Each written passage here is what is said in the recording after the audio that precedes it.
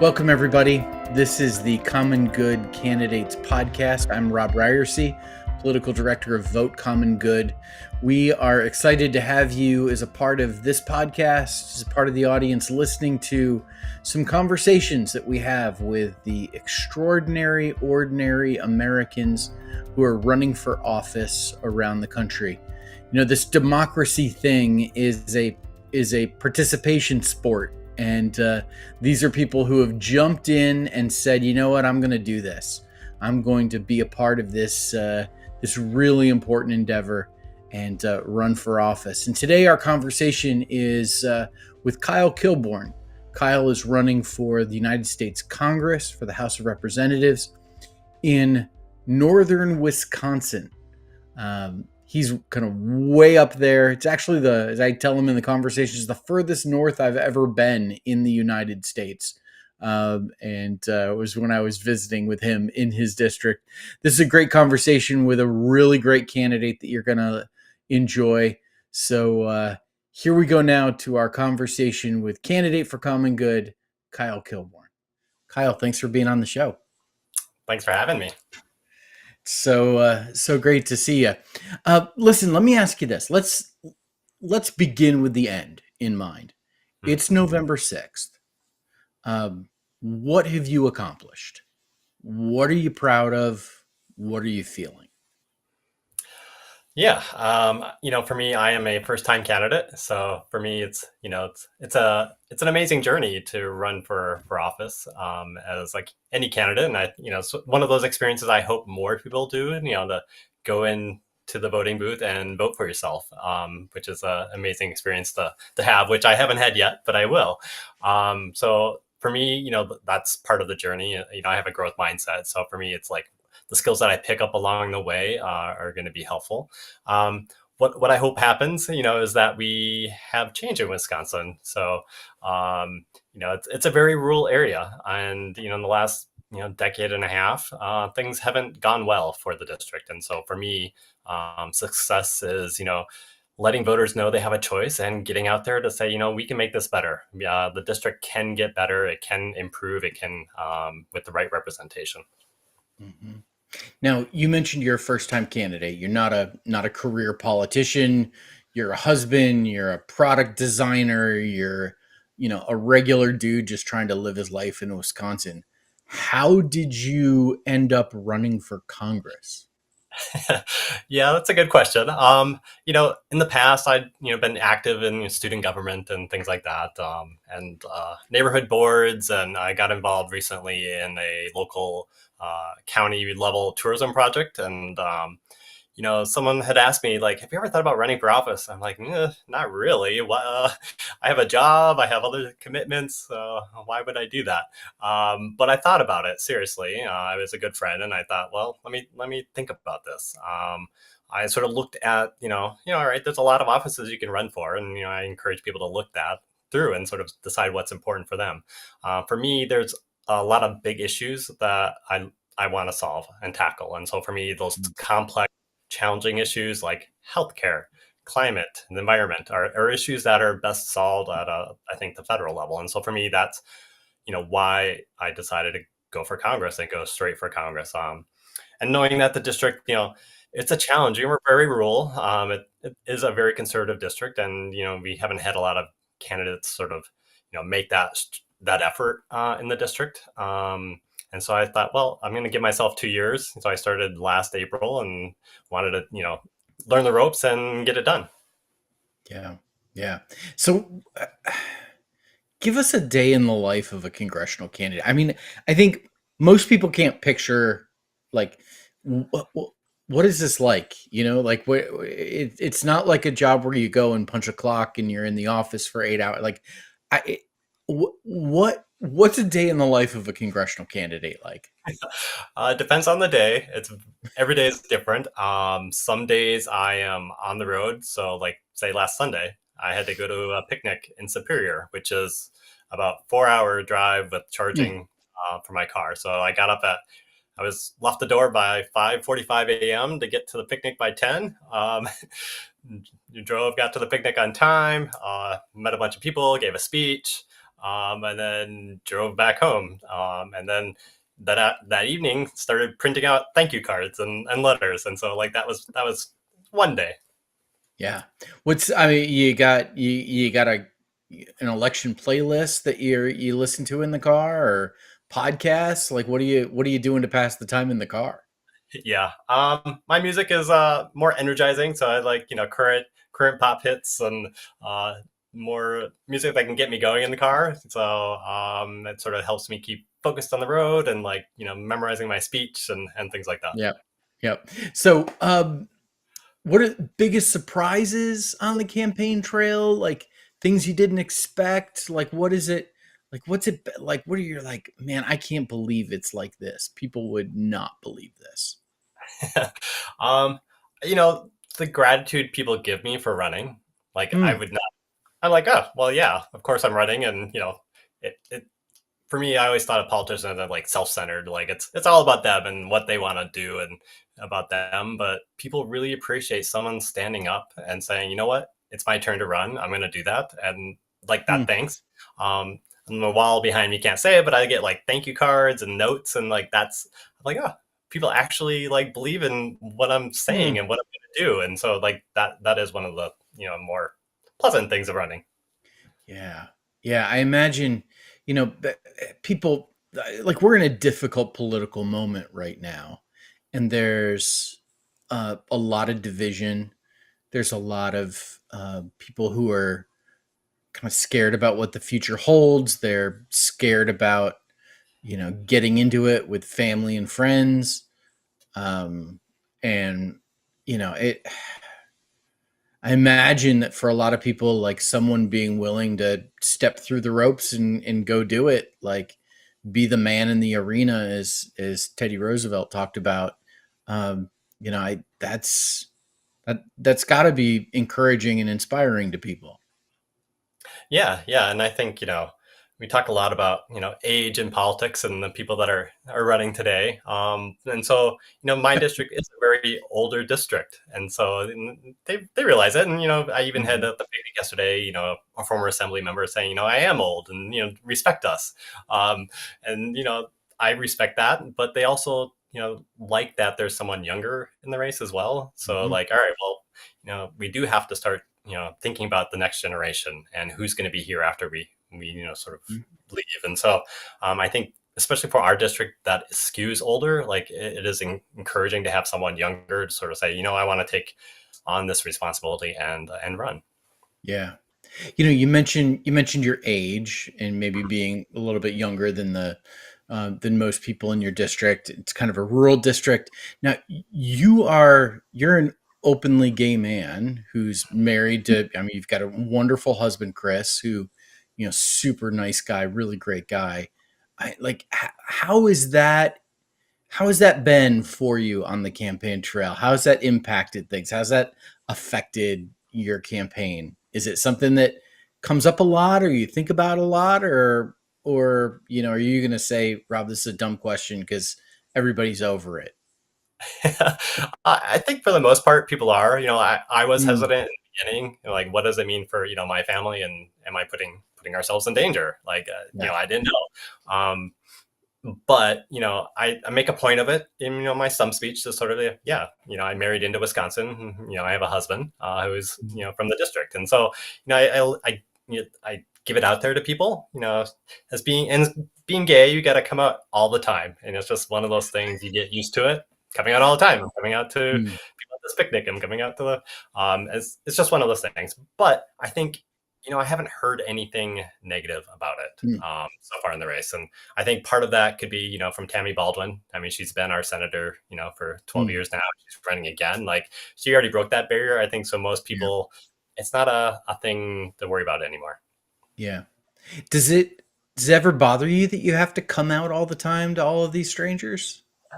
Um, I mean, it used to.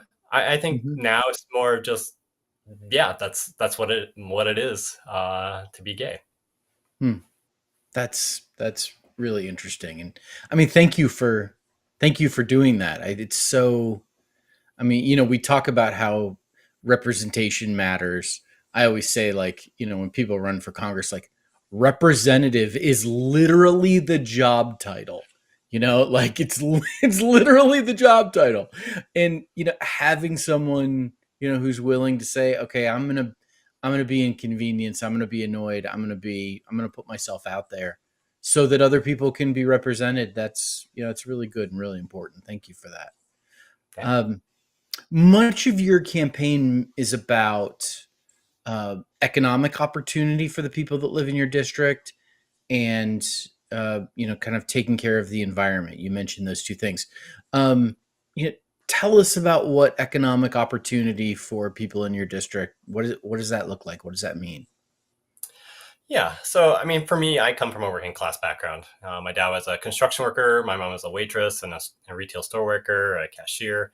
And so, my family struggled a lot growing up. I Mm, remember, them going from a house to an apartment to a trailer and, going to food banks. Like, this is, the sort of childhood I grew up in, is that my parents worked super hard, but, it just wasn't enough there to make ends meet.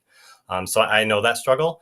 The thing for my parents was education. You are going to get mm, education, education, education. And so I sort of took that to heart. And that was sort of my opportunity um, to get further ahead. And so I think, our district on the 7th is one of the poorer ones in the state. It's very mm, rural, and the opportunities haven't been there of late. It used to be a very strong industry. So it had, forestry products, paper mills, and a lot of people in labor and in union jobs. And so that has sort of gone by the wayside. And so people, the older people are here, they're still staying here, but the young people that stay are kind of trapped. Like there's not a lot of, jobs for them. And I think one of the things I think this district can be at the forefront of is a care economy. And so mm, thinking how do we take care of people that are here? So healthcare, mm, attracting nurses and doctors to the area is going to be critical. We have a strong tourism economy in the Northwoods, and so a lot of people come here for our world class lakes. We have thousands of lakes and forests and fishing and all fun kind of activities during the winter, and so like how do we take care of people that come visit us? And so I think there's this really great chance to revitalize the district and sort of bring those jobs, keep our young people so they don't have to leave to get good jobs.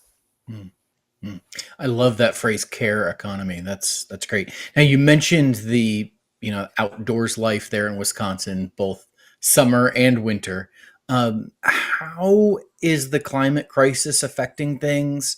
And then, I mean, you're in a bit of a rural, more of a red district. Like, are do people care about how the climate's changing? And how do you talk about all of that? Yeah, yeah. I think the majority of people do recognize what's happening around the world, and sort of they see it on the news.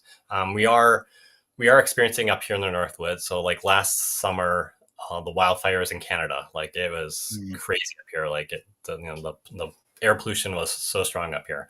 Um, the other way to talk about that I sort of reach across the aisle is around clean water. mm. Um, it's a major issue on both sides of the aisle. Like everyone cares Well, about clean. listen. Donald Trump said the other day in the presidential debate that when he was president, we had H2O. So I think that was the maybe the only thing he said that wasn't a lie. Yes, we had H2O when Donald Trump was president. I'm sorry for interrupting. I hear clean water and I think of Donald Trump talking about how we had H2O. Yeah, no, no, clean water though, like it is one of those things that affects. It is a big district, so it's 26 Mm, counties. So on one side of the district, it's about PFAS. These chemicals that we're finding in our wells and our drinking wells. Like it's occurring everywhere, and so a lot of people are concerned about that. Do we test our water, and what if we test our water? What if it has it in there, and then how do we pay for it to get remediated? On the other side, it's about farming and sort of these concentrated feeding lots, and so that's getting into the groundwater as well. And so I think focusing on those issues, even though it is a rural district, focusing on the issues that matter to folks. mhm. Uh, it is a big district. 26 counties. You mentioned. You talked about driving for 4 hours to a picnic. Um, Tell us about the district, and when people kind of visualize and they picture it like northern Wisconsin, like this is you got a huge section of your state. Yeah, yeah. The seventh district, parts of 26 counties.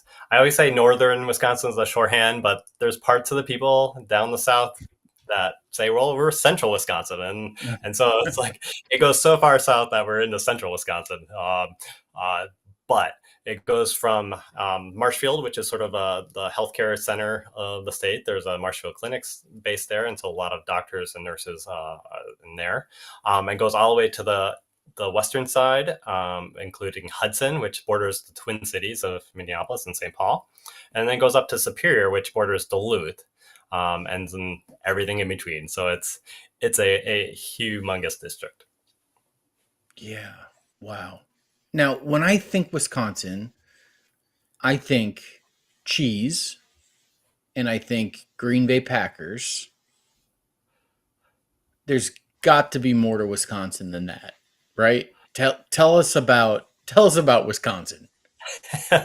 Well, I live outside of Rhinelander, and we have the Hodag, and Oh so yeah, yeah. This is I folks might not know. Vote Common Good is we're out on the road, and we stopped in Rhinelander, and we're able to connect with you there. I think Rhinelander is the most north I have ever been in the United States. I was looking at a map, and I've been further north when I've been in Canada. I don't think I've ever been further north when I've been in the United States. So, kind of way up there. And I don't know if it's something in the maybe something in the air, something in the water. I learned about the hodag, which is a mythical creature that lives in Wisconsin. it's a cryptic, so it's a definitely a mythical creature. It comes from the lumberjack area, and supposedly this wild creature lives in the woods. It's green, it has fangs and sort of spikes along its back, and it's the mascot for the city of Rhinelander. The high school team, every single business puts the mascot on it. Everything. Is it just a Rhinelander thing, or is this like kind of like Bigfoot? Is kind of claimed by everybody. Is it a Wisconsin thing? This hodag. I think Rhinelander claims it, but it lives in the Northwoods, so everywhere there's woods up here. It potential meet the hodag.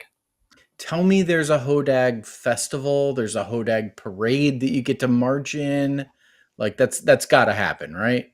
Oh yeah, there's a hodag festival, which is there's the music festival. It's a huge music festival, but there's also the Heritage Festival, which is all about hodag. They even have the best hodag call, and so people compete to say, how do you sound like a hodag? Uh, um, Listen, I don't think you could be the congressman from northern Wisconsin if you didn't give us a little hodag call right here on the podcast. I'd be a little afraid I might attract a No. hodag, and so Oh, I well, I'm in Arkansas where we call the hogs. So I totally understand. Oh man. So, Kyle, you are one of our candidates for Common Good. You're a Common Good candidate. We ask voters to use the common good as their voting criteria. And we ask people that are running for office that if they're elected, they'll use the common good as their governing criteria. Um, it's not so much, everybody who's a common good candidate, agrees on a shared policy platform. It's much more a shared set of values.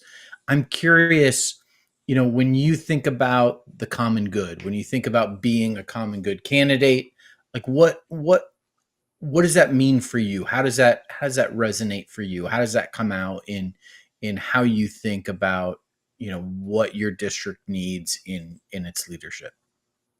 yeah, I think for me it's about caring.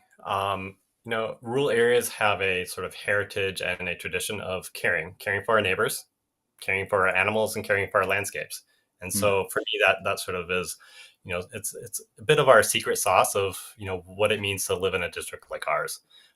We can go knock on our neighbors' doors and ask for things that we need, help, you know, that sort of thing. Then I think, as a congressperson, I think, for me, it's helping to make sure that we bring that caring attitude to the government and say, you know what, we've been left behind in some ways, and sort of say, let's make sure that we think about what the needs are of the district and focus on that. And so for Mm. me, how that comes alive is, making sure that healthcare works for everyone, making sure that we champion clean water and the environment, making sure that we, make sure that we're revitalizing the district and the industries that live here and could live here. And so for me, that's sort of how I take common good. Hmm. Tell us about Tom Tiffany. Oh, what do you want to know?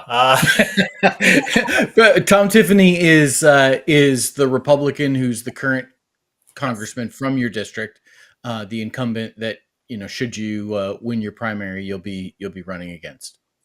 Yeah, yeah. So for me, Tom Tiffany has been in office since 2020. Um, Unfortunately, I don't think he has the needs of northern Wisconsin at heart. So Mm. he talks a lot about the border. He talks a lot about impeaching Biden and trying to catch him in some bad checks or taking money bribes. And so that's what he focuses his attention on, is sort of trying to say, I got you, Biden.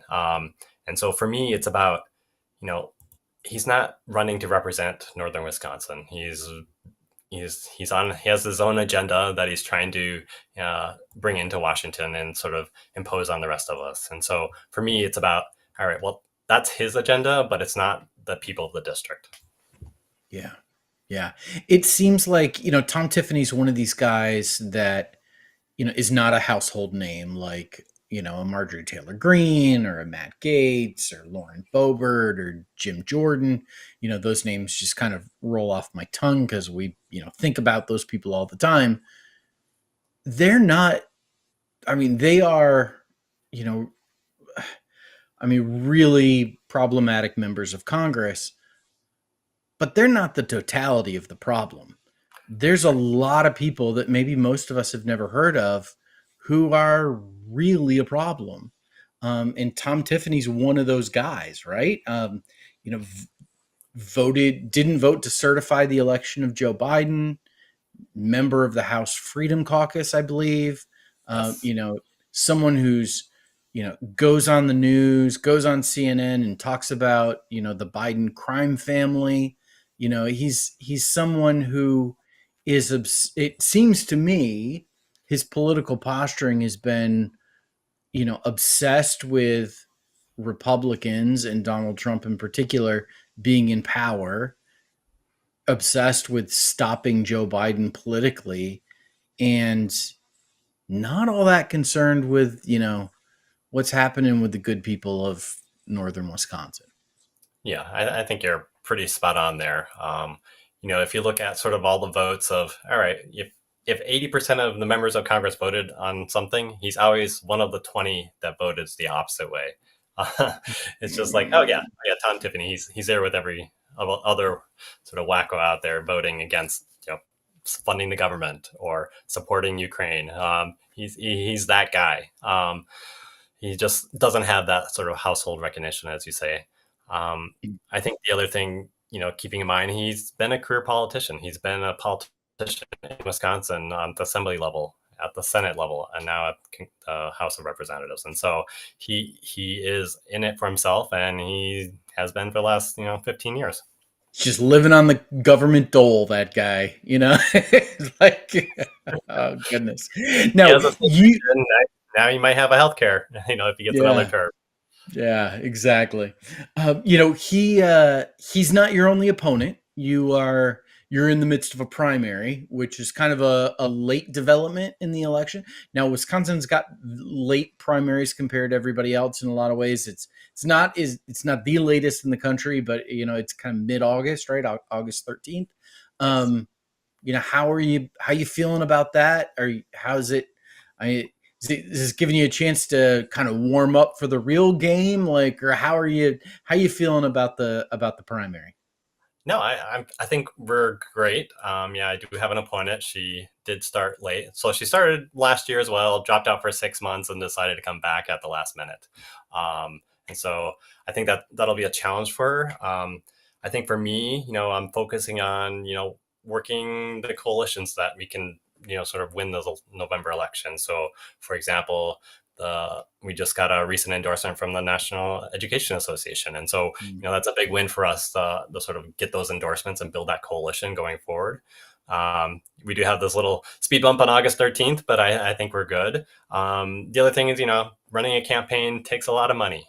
And so we just announced in our press release last week that we did hit 100,000, which is the quickest for a congressional candidate, Democratic candidate in the district.